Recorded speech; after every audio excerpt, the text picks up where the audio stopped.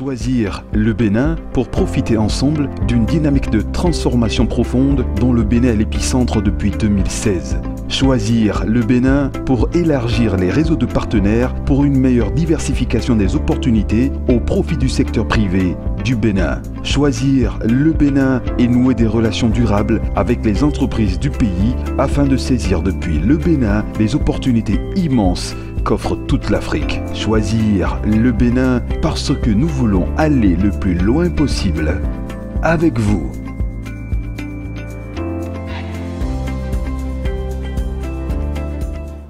Je suis Marcel Baguidi, je suis le représentant résident et directeur général du système ouest-africain d'accréditation, un organisme multinational de l'UEMOA, créé par l'UEMOA, basé à Abidjan, en Côte d'Ivoire. On parle d'UEMOA, donc c'est une union économique et monétaire ouest-africaine qui essaie de résoudre les problèmes des pays à travers des outils d'intégration. Alors le challenge était le suivant: les produits de la région doivent pouvoir aller sur des marchés internationaux. Sauf que pour arriver sur ces marchés, vous avez besoin d'un certain nombre de certificats. Vous avez parlé de normalisation, etc. Et quand on a fait le diagnostic au niveau de la zone UEMOA, on s'est rendu compte qu'un des maillons essentiels manquait à l'appel, c'est ce qu'on appelle l'accréditation.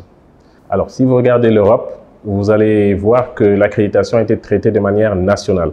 Chaque pays son organisme d'accréditation.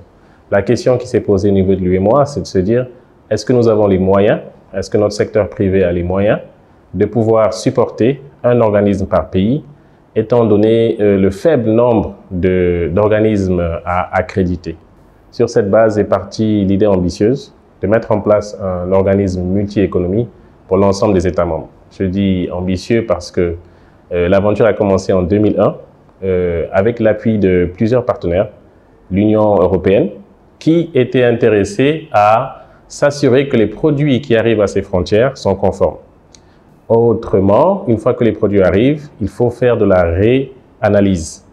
Et donc, dans ce cas, il y a eu ce partenariat entre l'Union européenne et l'UEMOA pour dire, et si l'on vous aide à mettre en place votre propre mécanisme d'accréditation pour permettre que les produits qui arriveront au niveau de nos frontières soient conformes à la réglementation internationale. Et voilà un peu comment tout cela a démarré, sauf que un organisme d'accréditation pour plusieurs pays, vous imaginez le challenge quand déjà pour un pays, c'est pas facile à mettre en œuvre. Et donc, ça nous a pris quand même une vingtaine d'années. Ça a nécessité l'appui de l'Organisation des Nations Unies pour le développement industriel, sa technicité pour lancer notre outil. Et depuis ensuite ces 8 pays, il fallait bien aussi savoir où le siège serait.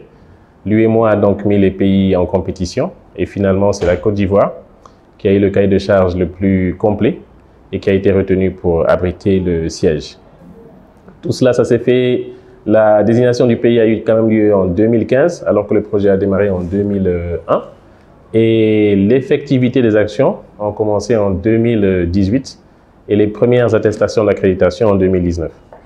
Donc vous voyez que le chemin a été long, sauf que, poussé par les orientations du conseil d'administration, nous avons accéléré l'opérationnalité de la structure qui aujourd'hui a atteint un niveau de reconnaissance internationale qui était l'objectif au moment de la création. Nous nous occupons de tout ce qui est organisme d'évaluation de la conformité et parmi ceux-ci, nous avons les laboratoires, parmi lesquels les laboratoires d'analyse de biologie médicale. Vous vous souvenez de la crise Covid qui a été un déclic et qui fait qu'aujourd'hui, au-delà des laboratoires qui travaillent sur des produits commerciaux qui visent l'export, il y a eu une prise de conscience au niveau de la santé pour qu'aussi nous puissions avoir des laboratoires de biologie médicale qui répondent aux critères internationaux. Ce travail a été fait au niveau d'une unité qui se trouve au sein du CNHU, HKM, et qui aujourd'hui fait partie des premiers laboratoires publics qui ont acquis ce sésame à portée internationale. Ça veut dire qu'aujourd'hui, lorsque vous allez dans un laboratoire accrédité SOAC, notamment l'unité accréditée au niveau du CNHU HKM, les attestations, les certificats qui sont délivrés, les résultats ont une valeur internationale et sont partout reconnus. Les organismes d'accréditation sont régis par des textes très précis qui incitent à respecter un équilibre entre les parties qui vont gouverner des organismes d'accréditation. Nous devons donc retrouver les clients de l'organisme d'accréditation, qui sont en général les laboratoires, les organismes d'inspection, les organismes de certification. Mais au-delà des clients, il nous faut aussi les clients des clients pour qui travaillent ces organismes pour le secteur privé. C'est pour ça que, étant donné qu'on a un niveau régional, qui pouvait mieux que les chambres de commerce représenter le secteur privé au sein de l'institution? Voici ce qui a amené à faire en sorte que chaque chambre de commerce des États membres de l'UEMOA soit membre des organes de gouvernance, notamment l'Assemblée générale. Et enfin, nous sommes dans un secteur réglementé par le public. Il nous faut aussi des administrations publiques. Et dans chaque État membre, une organisation a été désignée pour représenter le secteur public. Au niveau du Bénin, il s'agit du ministère de l'Industrie et du Commerce, notamment l'Agence de normalisation, de métrologie et de promotion de la qualité, qui abrite notre point focal. Et les structures étaient orphelines d'organismes d'accréditation et vous allez voir que les premières structures accréditées dans la zone l'ont été par des organismes étrangers. Un point aussi à clarifier, il n'y a pas de compétition au niveau de l'accréditation parce que c'est une mission d'utilité publique, d'intérêt général. Ça veut dire que dès qu'un organisme d'accréditation est en place dans un pays, les autres se retirent. Et lorsque vous allez chercher un organisme d'accréditation à l'extérieur, la première question qu'il va vous poser, où est votre organisme national? Parce que normalement, c'est un tout. Et quand vous dites, je n'en ai pas, vous allez payer le coût qui va avec. Parce que moi, j'ai mes contraintes nationales à gérer avant de sortir de mon territoire. Donc, vous imaginez le poids sur les opérateurs économiques qui ont dû payer cette facture pendant très longtemps. Je pense qu'il y a des exemples après que vous verrez avec des factures impossibles pour le secteur privé. Donc aujourd'hui, le conseil d'administration au lancement nous a donné des priorités, la biologie médicale, les essais, les étalonnages. Et nous avons donc travaillé sur ces 3 axes. Et aujourd'hui, nous avons 46, depuis 2019 à ce jour, 46 organismes d'évaluation de la conformité accrédités, parmi lesquels vous allez retrouver 43 laboratoires et 3 organismes de certification. Donc la machine allait beaucoup plus vite pour les laboratoires, qui sont plus nombreux, et elle prend ses marques au niveau de la certification, où nous avons encore très peu d'opérateurs locaux dans ce domaine. Pour revenir sur le cas spécifique du Bénin, il est assez intéressant parce que les domaines sont quand même variés. Vous avez 2 laboratoires publics de la biologie médicale qui sont accrédités. Vous avez également un laboratoire du contrôle des BTP. On connaît les questions de bâtiments dans le pays, qui est également accrédité. Vous avez aussi un laboratoire d'analyse et d'essai qui va se pencher sur les questions agroalimentaires. Bref, en tout, vous avez aujourd'hui 6 organismes d'évaluation de la conformité, tous des laboratoires pour le moment au niveau du Bénin accrédités. Et ça positionne le Bénin en 2e position avec le Sénégal au niveau de la zone UEMOA. Le premier pays étant bien sûr peut-être la Côte d'Ivoire qui a demandé le siège avec 22 structures, suivi en 2e position du Sénégal et du Bénin avec 6 structures.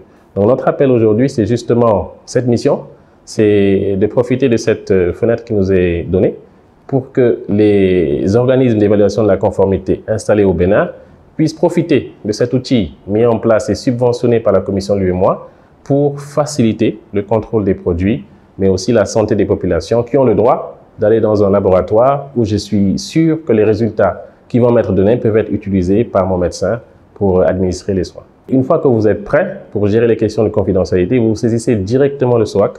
Donc nous avons nos contacts, nos emails, etc. Et aujourd'hui, avec la digitalisation, cette approche est encore plus usitée. Et donc vous nous saisissez et à partir de là, tout le mécanisme se met en marche. Vous aurez des questionnaires pour déjà évaluer votre niveau. On va dire l'accréditation, c'est le sommet de la chaîne.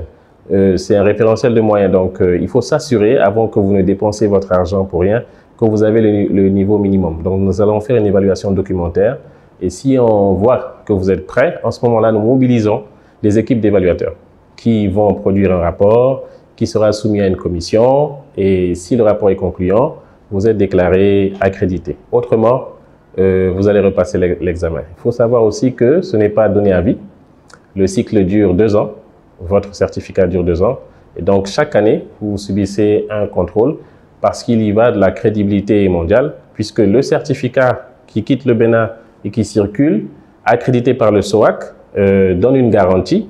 Et si cette garantie n'est pas assurée, c'est toute la chaîne mondiale qui sera en péril. Alors, au niveau de l'accréditation, la chaîne est bouclée, il n'y a plus personne au-dessus. Donc, nous faisons ce qu'on appelle l'évaluation par les pairs.